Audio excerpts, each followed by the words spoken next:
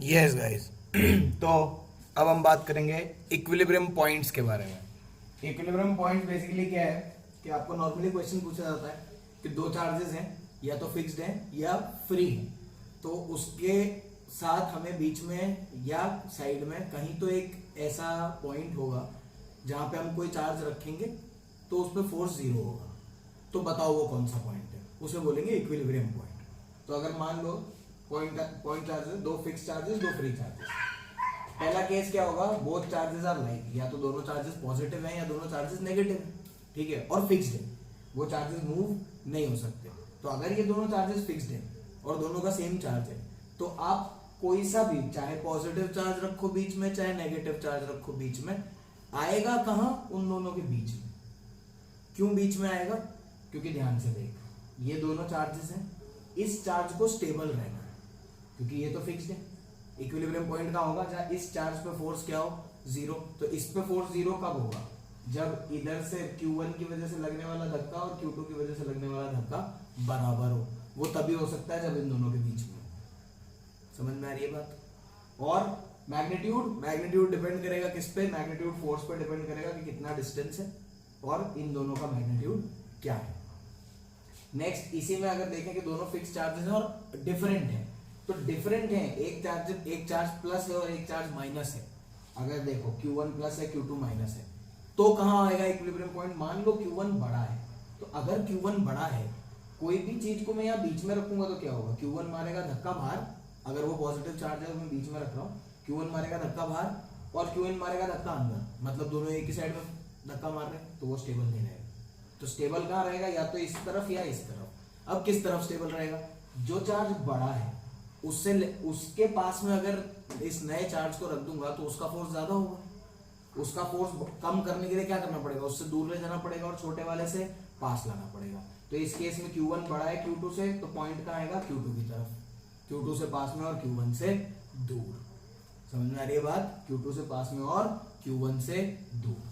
Same चीज को अगर अपन देखें कि फ्री चार्जेस के केस में क्या होगा, तो केस वन जब दोनों अलाइक है, मान लिया दोनों अलाइक है, यहाँ रखा, बीच में एक जगह पे हमने पॉइंट दूसरे चार्ज को रखा, कैपिटल Q को, माना उससे कि इसकी दूरी x है और इसकी L माइनस x है। तो ये निकालेंगे हम कि Q की वैल्यू क्या होगी और x की वैल्यू क्या होगी। तो इस चार्ज के लिए, Q1 के लिए, फोर्सेस इन दोनों की वजह से बराबर होने चाहिए, तभी तो ये सिस्टम इक्विलिब्रियम पे आ सकता है। अब कौन इक्विलिब्रियम पे आएगा, जब फ्री चार्जेस है, सिस्टम को इक्विलिब्रियम पे लाना पड़ेगा। सिस्टम इक्विलिब्रियम पे कब आएगा, जब ये और ये तीनों स्टेबल हो। समझ रहे हो मेरी बात, क्या हो, तीनों स्टेबल हो। तो इसके लिए इक्वेशन लिखूंगा तो क्या लिखूंगा, k Q1 Q2 by L square, total length n equal to k Q1 Q by x square, और दूसरे के लिए k Q1 Q2 by L square equal to k Q2 Q by L minus x का square.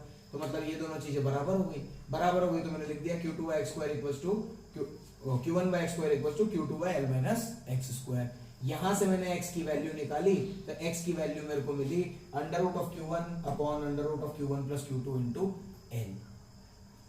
आप यहां से एक और चीज ले सकते हो कि भाई इस पे फोर्स बराबर आ रहा है, तो एक चीज और लिखी जा सकती है, k Q1 Q by x square equals to k Q2 Q by L minus x का होल स्क्वायर।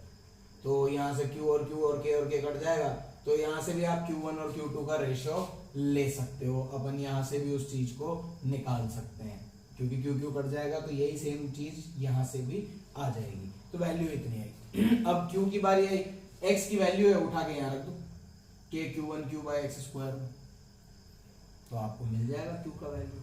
ठीक है भाई, हमने उठा के रखा तो मिला x square by L square into Q2, तो वो आया Q1 upon Q1 under root of Q1 plus Q2 का whole square. Sign of Q क्या होगा, क्योंकि ये लाइक चार्जेस हैं, तो अगर ये दोनों पॉजिटिव हैं तो वो नेगेटिव होना चाहिए, क्योंकि अगर वो भी पॉजिटिव हो गया तो ये पॉजिटिव, मतलब इसको तो दोनों मिलकर बाहर धक्का मारेंगे और इसको भी दोनों मिलकर बाहर धक्का मारेंगे, तो सिस्टम स्टेबल नहीं हो पाएगा। सिस्टम स्टेबल करने के लिए इस चार्ज को ऑपोजिट साइन का होना पड़ेगा।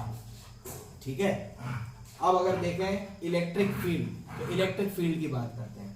इलेक्ट्रिक फील्ड होता क्या है, फोर्स पर यूनिट चार्ज। मतलब सोचने में अगर सोचो तो क्या है, मान लो एक चार्ज है Q1 ऑलरेडी रखा है, ठीक है, अब मैं कहीं इन्फिनिटी दूरी पे क्या होगा, फोर्स Q1 की वजह से जीरो होगा उस पर। इन्फिनिटी दूरी से एक टेस्ट चार्ज 1 यूनिट चार्ज को लेके आ रहा हूं और लाया लाया लाया लाया मैं r दूरी तक ले आया, तो अब ये r दूरी पे इस q चार्ज की वजह से क्या फोर्स लगेगा, तो वो लगेगा k q1 into q not by r square.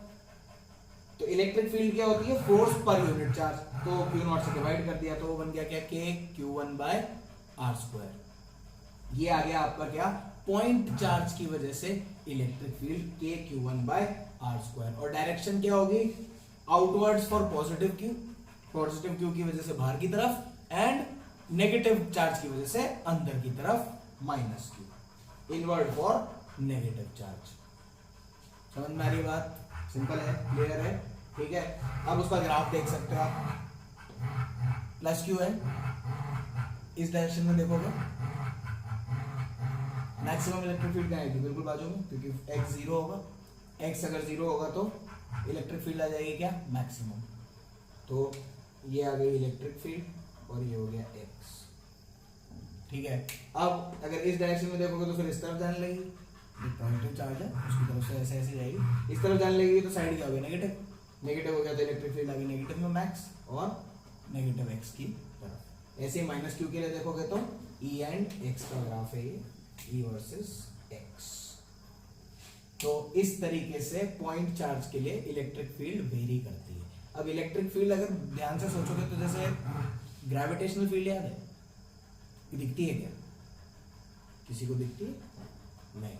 ऐसा थोड़ी होता है कि कोई भी चीज, जैसे ये पेन मैंने यहाँ से छोड़ दिया तो नीचे से धरती माता का हाथ निकल के आया और उसने खींच लिया, ऐसा नहीं होता। क्या होता है, एक ऑब्वियसली फील्ड है, एक इस पूरे स्पेस में वो ग्रेविटी का इफेक्ट है। Field is basically what, effect of that charge या इफेक्ट ऑफ दिस ग्रेविटी मास। तो वो इफेक्ट जो है उस चार्ज का, वो कितनी दूरी तक क्या इफेक्ट है, वो इलेक्ट्रिक फील्ड होती है। प्रॉपर्टीज इसकी अपन नेक्स्ट लेक्चर में डिस्कस करेंगे।